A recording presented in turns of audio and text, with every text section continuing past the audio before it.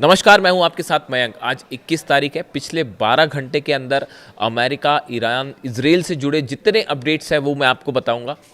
देखिए, पूरे दुनिया के मन में, पूरी मिडिल ईस्ट से लेके तमाम जो देश हैं, उन सब के मन में सिर्फ एक ये सवाल है कि क्या ईरान और अमेरिका के बीच जो एमओयू साइन हुआ है वो क्या कंटिन्यू हो पाएगा? क्या उस पर बातचीत आगे बढ़ पाएगी, या फिर एक बार फिर मामला जंग की तरफ जाता दिखाई दे रहा है? देखिए, जो डेवलपमेंट्स हो रहे हैं वो इस ओर इशारा कर रहे हैं कि दोनों कोशिशें हो रही हैं। एक तरफ डिप्लोमेटिक तरीके से मामले को हल करने की भी कोशिश हो रही है, और पर्दे के पीछे से कई अरब देश, सऊदी से लेकर यूएई से लेकर इजिप्ट से लेकर कतर, ओमान, कई ऐसे देश हैं जो पर्दे के पीछे इस कोशिश में लगे हुए हैं कि दोबारा जंग ना हो। लेकिन उसके बावजूद नेतन्याहू, इजराइल समेत तमाम एक ऐसी बड़ी लॉबी है जो इस मामले को फिर जंग में धकेलना चाहती है, मिडिल ईस्ट को जंग में धकेलना चाहती है। आखिर इसके पीछे क्या प्लान है, हम आपको ये बताने की कोशिश करेंगे। लेकिन सबसे पहले शुरुआत इस वक्त की बड़ी खबरों से।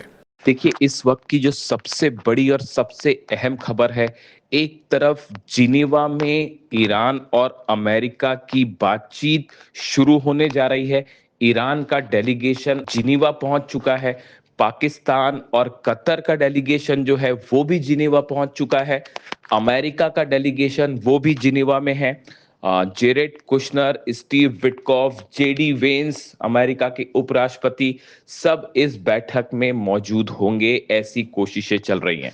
अब देखिए, इसी बीच एक तरफ जिनेवा में बातचीत का दौर और दूसरी तरफ लेबनान में भयानक जंग छिड़ी हुई है।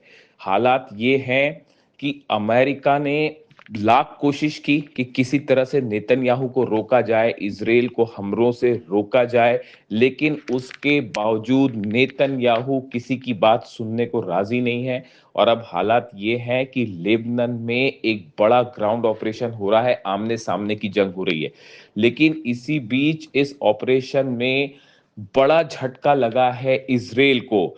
इजराइल के पिछले 48 घंटों में कई सैनिकों की मौत हो चुकी है, टैंक तबाह हो चुके हैं, कई गाड़ियां जो इजरायली सेना की गाड़ियां हैं उन्हें तबाह कर दिया गया है। देखिए, जो अभी लेटेस्ट हमला हुआ है वो कफार तेबनत इलाके में हुआ है। यहाँ पर हिजबुल्लाह ने बड़ी ड्रोन स्ट्राइक की। देखिए, यहाँ इजराइल की सेना जो है वो कई इलाकों में हमला कर रही थी और कई घरों पर हमले किए जा रहे थे कफार तेबनत इलाके में, जिसका बदला लेने के लिए हिजबुल्लाह की तरफ से बड़ी ड्रोन स्ट्राइक की गई है। और जो खबरें आ रही हैं कि करीब 20 इजरायली सोल्जर्स जो हैं, इजराइल के सैनिक हैं, आईडीएफ के सैनिक हैं, वो इस हमले में घायल हुए हैं और कई की मौत भी हो गई है, जिसकी पुष्टि कुछ समय बाद हो सकती है। देखिए, कफार तेबनत ये वही इलाका है जहां पर करीब 48 घंटे पहले ही मरकावा टैंक्स तबाह कर दिए गए थे।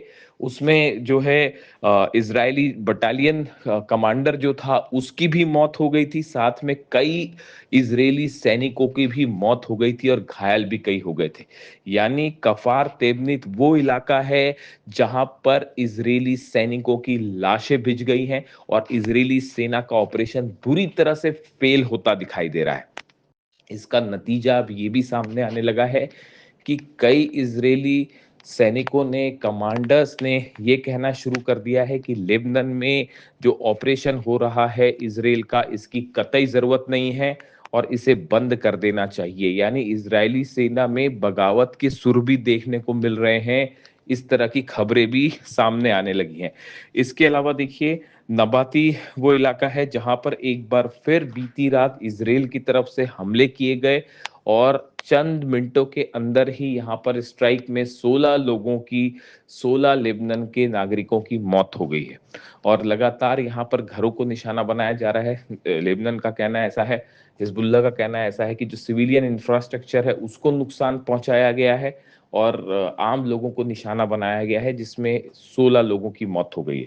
अगर आप पिछले चंद दिनों की बात करें तो इजराइल के हमलों में 200 से ज्यादा लेबनान के लोगों की मौत हो गई है, खास तौर पर दक्षिणी लेबनान की अगर बात की जाए। ऐसे हालात में अब हिज़्बुल्लाह की तरफ से भी करारे पलटवार शुरू हो गए हैं। माइन से हमले किए जा रहे हैं। कल जो मरकावा टैंक्स की धज्जियाँ उड़ी थी, इज़राइल का मरकावा टैंक जो है, कई मरकावा टैंक कल तबाह कर दिए गए हैं। देखिए, खबरें इस तरह की हैं कि एक मरकावा टैंक तबाह हुआ है, लेकिन आप देखेंगे थोड़े समय बाद ये खबर सामने आएगी कि कई मरकावा टैंक्स की धज्जियाँ उड़ा दी गई। पहले इज़राइल की तरफ से किया कहा गया कि ये एक्सीडेंट है, जबकि हकीकत ये नहीं है। हकीकत ये है कि माइन्स लगा के हिज़्बुल्लाह ने इज़राइल के मरकावा टैंक्स को बुरी तरह से क्षति पहुंचाई और तबाह कर दिया। इसी हमले में कई इज़राइली सोल्जर्स जो हैं वो जिंदा जल गए। देखिए, हालात ये हैं कि लेबनान में अब आर-पार की ग्राउंड वॉर जो है वो शुरू है। नेतन्याहू ने साफ कह दिया है कि किसी भी सूरत में हम अपनी सेना को वापस नहीं बुलाएँगे और ऐसे में अब गुस्सा फूटा है ईरान का। ईरान ने पहली बात तो देखिए 3 खबरें हैं इस पूरे मामले को लेकर, इसको साफ समझिए। जिनीवा में जो ईरान बातचीत को पहुंची है डेलीगेशन की टीम, गलीबाफ साहब उसको लीड कर रहे हैं, ईरान की संसद के स्पीकर। ईरान ने साफ कर दिया है कि ये जो बातचीत जिनीवा में होगी, इस बातचीत में सिर्फ ये चर्चा होगी कि लेबनान में जंग रोकी जाए। इसमें किसी तरह के टेक्निकल मुद्दे पर कोई बातचीत नहीं होगी, जो कि एमओयू में कही गई थी कि 60 दिन की बातचीत होगी, जिसमें तमाम न्यूक्लियर मुद्दे समेत तमाम टेक्निकल मुद्दों पर बात होगी। लेकिन ईरान ने कह दिया है कि हमारी बात फिलहाल सिर्फ इस बात पर होगी कि कैसे इज़राइल के हमलों को लेबनान में रोका जाए। इसकी पूरी जिम्मेदारी अमेरिका की है और अगर अमेरिका इसको रोकने में नाकामयाब होता है तो बातचीत फौरन रोक दी जाएगी। ईरान के सुप्रीम लीडर मुस्तबा खामेनी की तरफ से ये संदेश है डेलीगेशन टीम को कि अगर लेबनान पर हमले नहीं रोकते हैं तो बातचीत को रोक दिया जाए, डील से वापस आ जाइए। ये साफ संदेश है ईरान के सुप्रीम लीडर का। ये बात हुई डील को लेकर, यानी जिनेवा में भी ईरान अपनी शर्तों पर बातचीत कर रहा है। डील तो बहुत दूर की बात है, डील तो 60 दिनों बाद क्या होगी वो बाद में देखा जाएगा। लेकिन हकीकत यह है कि जिनेवा में बातचीत के लिए भी ईरान ने अमेरिका को अपने घुटनों पर ला दिया है।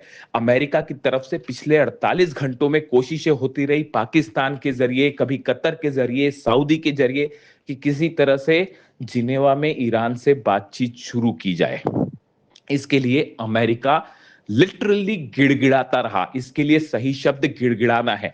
यानी आप देखिए, जंग में ईरान की शानदार जीत हुई है और अब ये जो बातचीत होने जा रही है इसमें भी अमेरिका घुटनों पे है।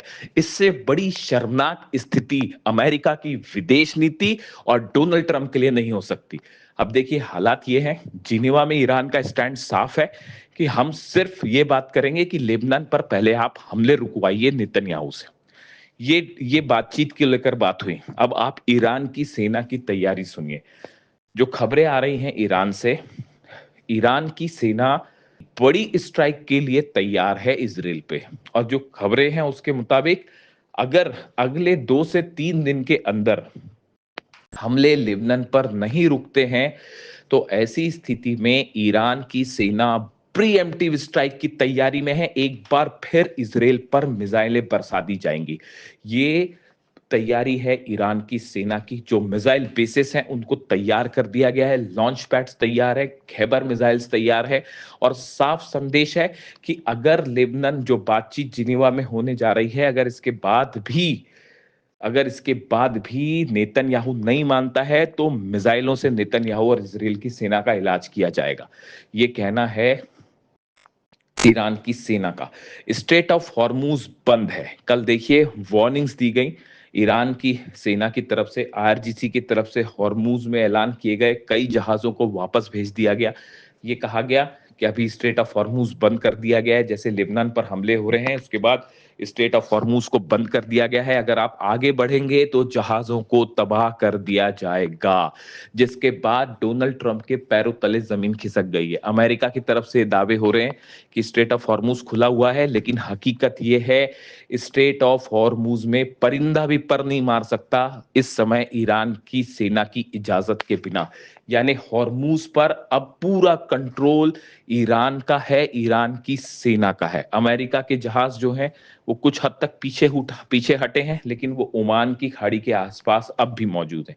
जितने ऑयल टैंकर्स पिछले 48 घंटे में निकले हैं, वो सारे के सारे ईरान की परमिशन से निकले हैं, ईरान की उन पर नज़र है और बड़ी मात्रा में जो तेल बाहर निकला, वो ईरान की निगरानी में निकला है। लेकिन अब जिस तरह से हमले जारी हैं लेबनान पर उसके बाद जो है ईरान का गुस्सा देखने को मिल रहा है और ईरान ने स्ट्रेट ऑफ हॉर्मूज को बंद कर दिया है। अब आप देखिए हालात ऐसे हैं कि एक तरफ जो है वो हॉर्मूज फिर से बंद हो चुका है। जिनेवा में एक एमओयू को लेकर अहम बैठक, लेकिन चर्चा उसमें लेबनान की है, सीज फायर की है। और दूसरी तरफ लेबनान में हमले जारी हैं, नेतन्याहू लगातार हमले करवा रहा है। ऐसे हालात में अब सवाल ये है कि सबकी नज़रें जिनेवा पे हैं कि जिनेवा में बातचीत के बाद क्या नेतन्याहू रुकेंगे? लेकिन हकीकत ये है कि नेतन्याहू और इज़राइल को रोकने के लिए इस अमेरिका के पास कोई बड़ा प्लान फिलहाल नहीं है। देखिए कई बार इस तरह की खबरें आई कि नेतन्याहू और ट्रम्प के बीच में किसी तरह की नाराजगी है और अमेरिका जो है वो नेतन्याहू से नाराज है और ये तक कह दिया गया जेडी वेंस की तरफ से कि अगर हम आपको नहीं बचाते तो आप नहीं बचते। इस तरह की तमाम बातें कही गई, लेकिन ईरान ये मान के चलता है, ईरान के तमाम बड़े एक्सपर्ट ये मान के चल रहे हैं कि नेतन्याहू और ट्रम्प के बीच किसी तरह का कोई नाराजगी नहीं है, किसी तरह की कोई मतभेद नहीं है। एक बड़े प्लान के तहत ये काम किए जा रहे हैं और बड़ी अंडरस्टैंडिंग से ये काम हो रहे हैं। यानी ट्रम्प और नेतन्याहू को अलग-अलग नहीं मानता ईरान और ये मान के चल रहा है कि जो कुछ हो रहा है वो अमेरिका की अनुमति से, परमिशन से ही हो रहा है। ऐसे हालात में अब सबकी नजरें हैं आज जिनेवा में कि जिनेवा में क्या होता है। कतर का डेलीगेशन वहां मौजूद है, कतर के विदेश मंत्री, प्रधानमंत्री वहां मौजूद रहेंगे। इस्लामाबाद से डेलीगेशन गया है, वो वहां मौजूद रहेगा। ऐसे में ईरान और अमेरिका आज पहली बार आमने सामने होंगे और नजरें होंगी लेबनान पे। इससे जुड़ा जो भी अपडेट आएगा, जिनेवा से जो भी खबर आएगी, मैं आपको पहुंचाऊंगा।